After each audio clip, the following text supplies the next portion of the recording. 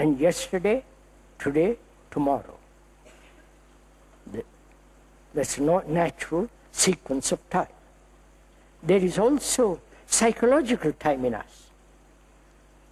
That is, the incident which happened last week, which has given pleasure, or which has awakened a sense of fear, and the remembrance of that, projecting not only in the present being modified, but the future, right? I may not have a job. I may lose my position. I may lose my money. I may lose my wife. I may follow time.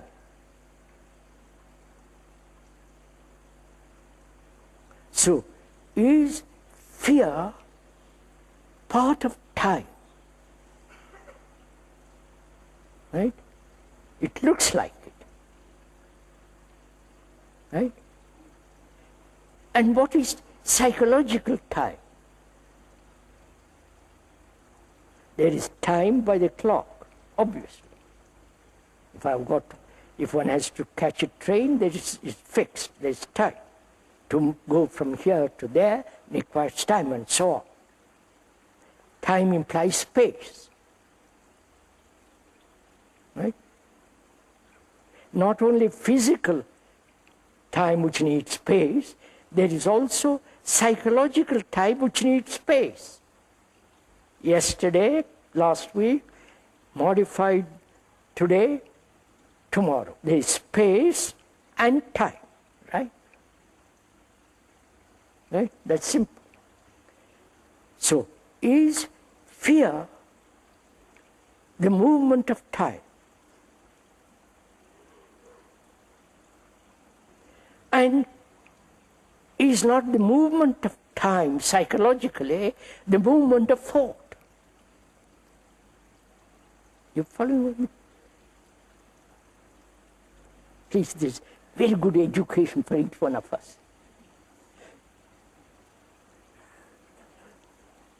So, thought is time, right?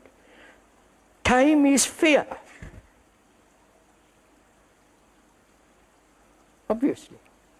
I've had pain sitting with a dentist,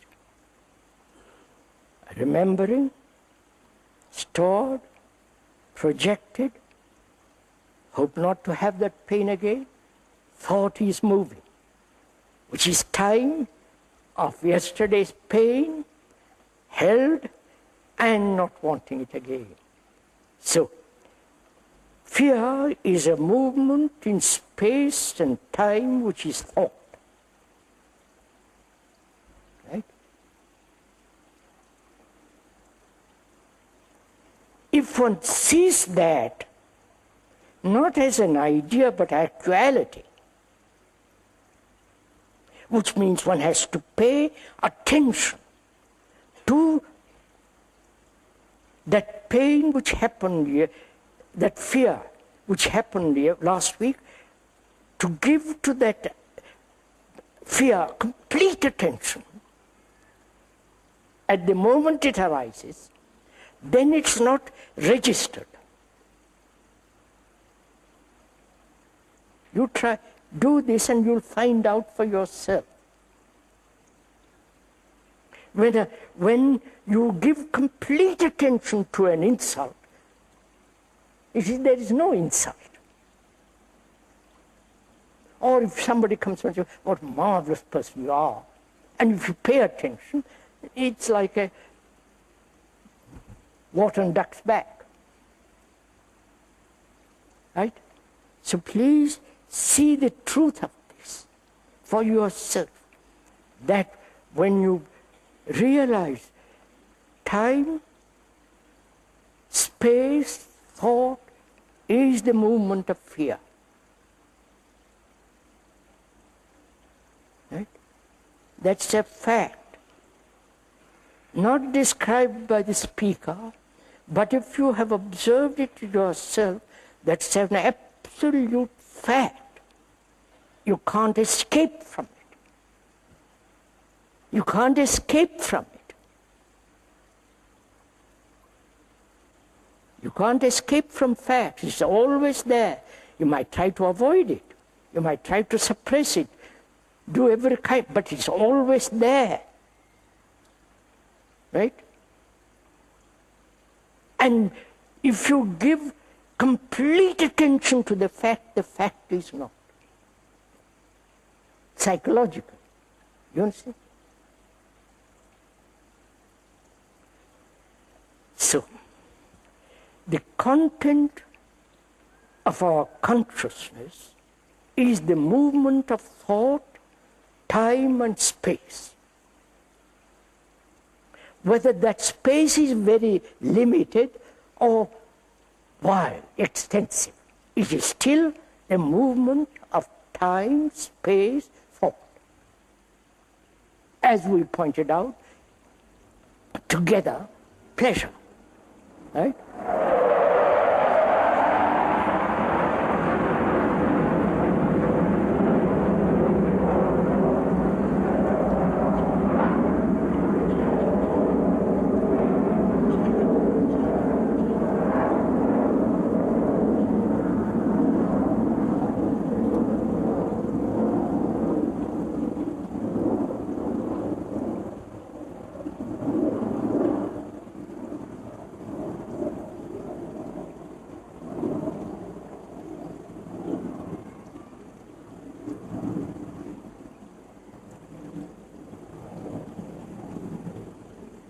Behind the other mountain.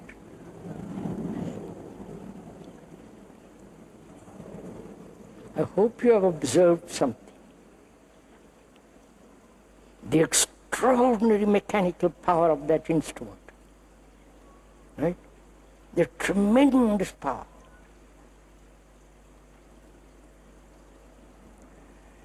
And thought has created it.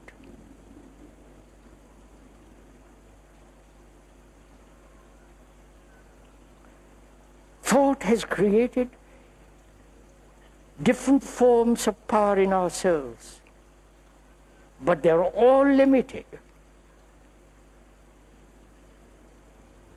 And when there is freedom from this limitation, there is an astonishing sense of power, not mechanical power, tremendous sense of energy,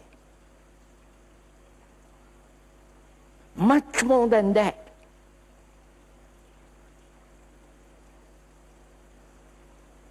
It has nothing to do with thought.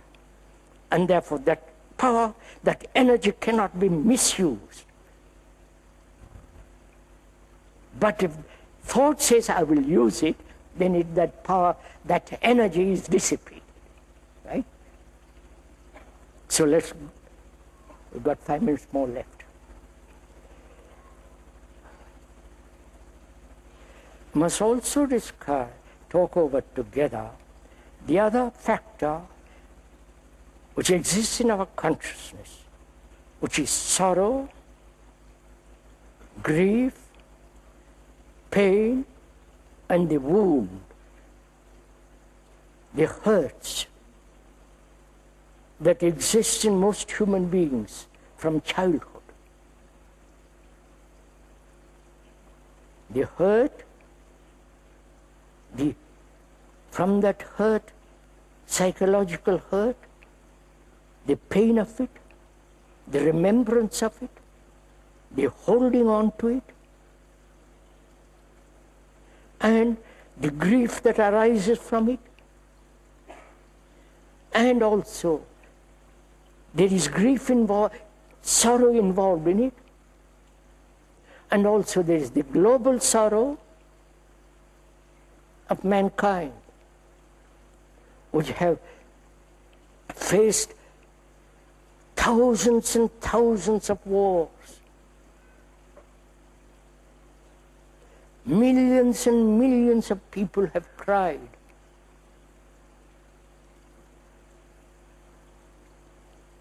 And this war machine is still going on, directed by the politicians.